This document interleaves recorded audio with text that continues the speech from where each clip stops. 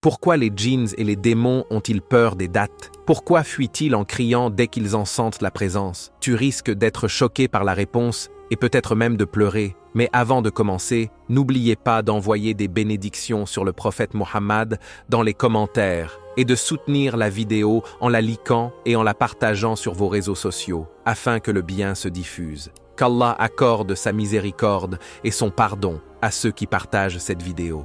Celui qui guide vers le bien est comme celui qui le fait lui-même. Alors restez avec nous jusqu'à la fin pour profiter de cette précieuse information.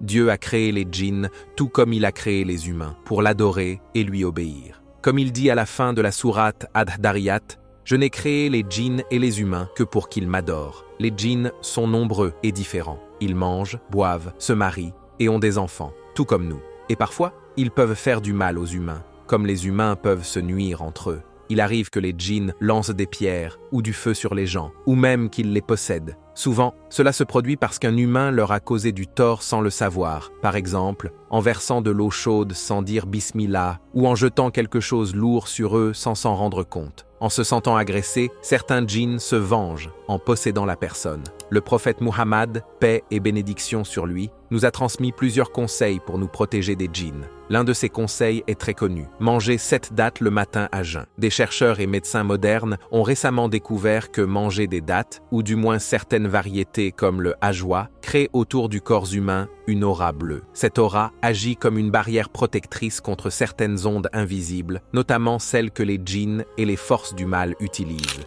Cette énergie spéciale vient des éléments présents dans les dattes, surtout le phosphore, qui est riche en électrons. Ces électrons neutralisent les charges positives que les djinns préfèrent et qui causent souvent de l'agitation chez l'homme. Le phosphore émet aussi une lumière particulière qui renforce l'aura bleue et empêche les djinns de la traverser. Alors que les djinns peuvent généralement traverser toutes sortes d'ondes, cette aura créée par la consommation de dattes est, selon les chercheurs, une exception puissante. Du côté religieux, le prophète, paix sur lui, a dit dans un hadith authentique « Celui qui mange 7 dattes ajwa le matin ne sera touché ni par le poison ni par la sorcellerie ce jour-là », rapporté par Al-Bukhari. Dans un autre hadith, il est précisé que ces dattes doivent venir des régions élevées de Médine, appelées Aliyah. Et dans une version rapportée par l'imam Muslim, le prophète a dit « Celui qui mange 7 dattes le matin, provenant de ce qu'il y a entre les 2 collines noires de Médine, ne sera pas atteint par le poison jusqu'au soir. » Certains savants disent que ces protections sont spécifiques aux dattes ajwa de Médine.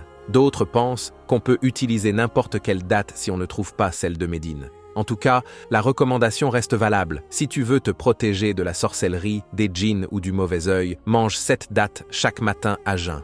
Et si tu vas te marier, commence cette habitude au moins 40 jours avant le mariage pour être protégé des maux invisibles. L'imam Al-Qurtubi disait que les dattes de Médine ont un effet spécial contre le poison et la magie, comme l'indiquent les hadiths. Alors, chers frères et sœurs, mangeons des dattes, récitons nos invocations et protégeons-nous comme nous l'a enseigné notre bien-aimé prophète. Qu'Allah nous protège tous du mal, visible et invisible. Et n'oubliez pas, si cette vidéo vous a été utile, likez, commentez avec des bénédictions sur le prophète et partagez autour de vous. Celui qui partage le bien aura la même récompense que celui qui l'accomplit. Wa assalamu alaykum wa rahmatullahi wa barakatuh.